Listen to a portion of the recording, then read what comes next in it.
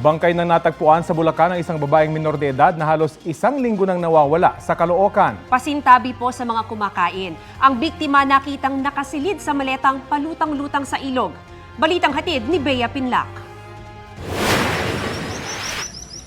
Nakitang palutang-lutang ang maletang ito sa ilog sa San Jose del Monte, Bulacan. Inirereklamo ng mga residente ang nakakasulasok na amoy mula roon. Nang puntahan ng pulisya kagabi ang Sapang Alat River, tumambad sa kanila ang bangkay ng isang babaeng menor de edad na halos isang linggo nang nawawala. Nakita po namin yung isang slightly open na maleta and visible po doon, makikita po na agad natin na mayroon pong bangkay sa loob. Ka-fetal position po siya. And intact naman po yung damit niya. Yun nga lang po, medyo bloated na sa pagkakababad sa tubig. May mga sugat din daw sa katawan ang biktima. Tinitignan din ng pulisya kung inanod lang ang maleta patungo sa bahagi ng ilog na sakop ng Bulacan. Sa sunod naman ng ulan, dahil ilog ngayon, hindi natin masasabi kung inanod ba, pero may possibility na doon din talaga. Ayon sa pamilya ng biktima, nagpaalam ang babae na pupunta sa bahay ng kaibigan niya gabi noong February 7. Tawag po tawag yung last niya pong kausap na kaibigan niya na pinipilit po siyang sunduin daw po yung kaibigan niya kasi binubugbog daw po ng asawa. Rinig din daw ang tila pag-aalangan ng biktima na pumunta sa bahay ng kaibigan habang kausap ito sa telepono. Namumuro na ako dyan sa asawa mo. Saan daw pupunta? Nakuhanan din sa CCTV habang naglalakad ang biktima patungo sa bahay ng kaibigan niya nung gabing yon. Mula noon, hindi na po siya nagparamdam. Wala na rin po yung account niya, di na makontak yung cellphone niya. Sunod na raw nilang nakita ang kaanak na wala ng buhay at nakasilid sa maleta. Sobrang grabe. Nakita ko yung itsura ng katawan ng kapatid ko. May butas din eh. Tapos ano yung mukha niya. Hindi ko na siya makilala. May mga person of interest nang tinitignan ng pulisya sa pagpatay sa biktima. Nakikipag-coordinate din po tayo sa Caloocan para sa mga details pa na pwede pang makatulong sa clues sa ating investigation. Bea Pinlac, nagbabalita para sa GMA Integrated News.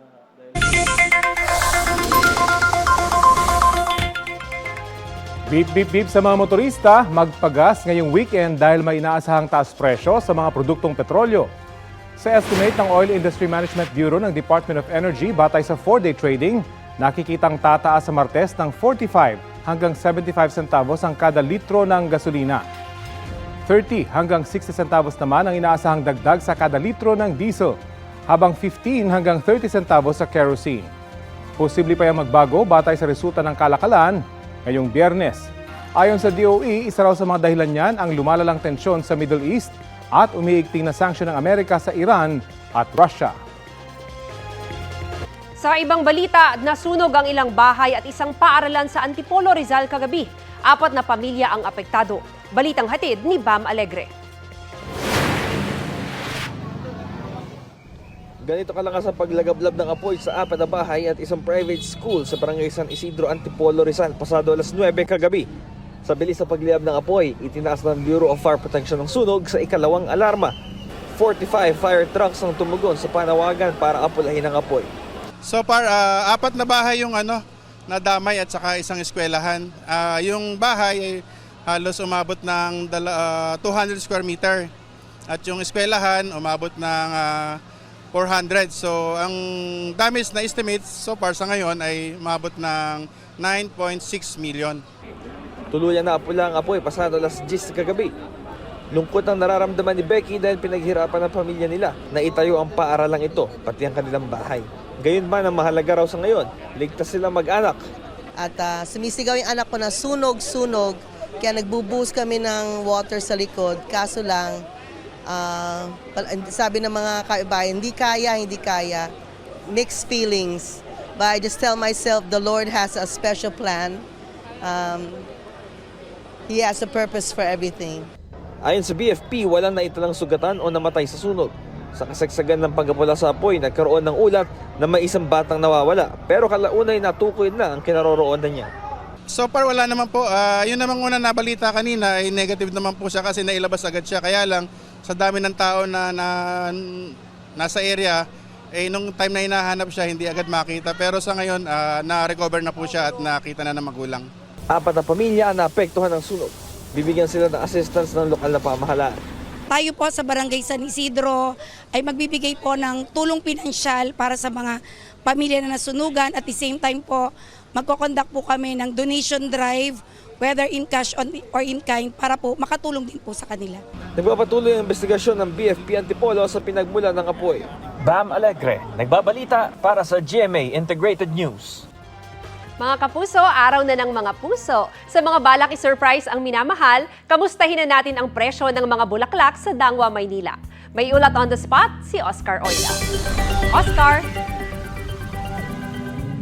Yes, ma'am. Gaya nga ng inaasahan, abalang-abala na ang mga tindahan ng bulaklak dito sa Maydangwa, lungsod ng Maynila.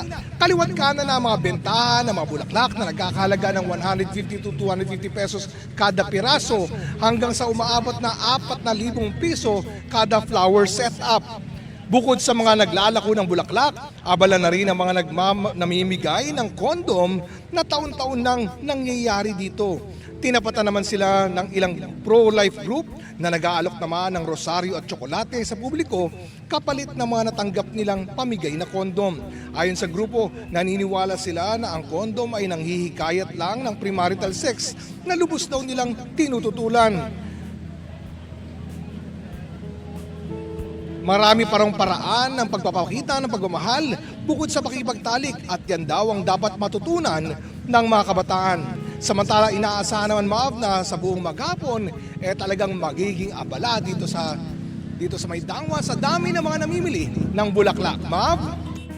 Maraming salamat, Oscar Oida.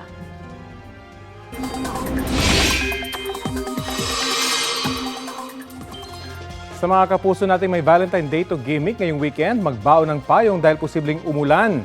Ayon sa Pag-asa, higit na mataas ang tsansang ulanin ng Baguio City ngayong araw, bukas at sa linggo.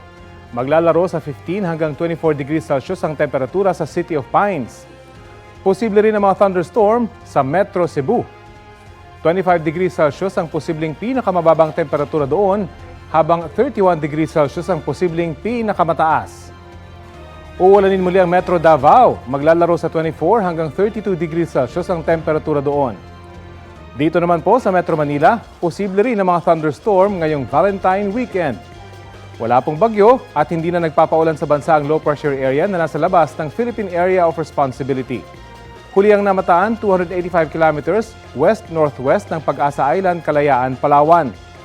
Umiiral ang shear line sa extreme northern Luzon. Easterlies naman sa silangang bahagi ng Luzon at Visayas, habang apektado ng Intertropical Convergence Zone ang Mindanao.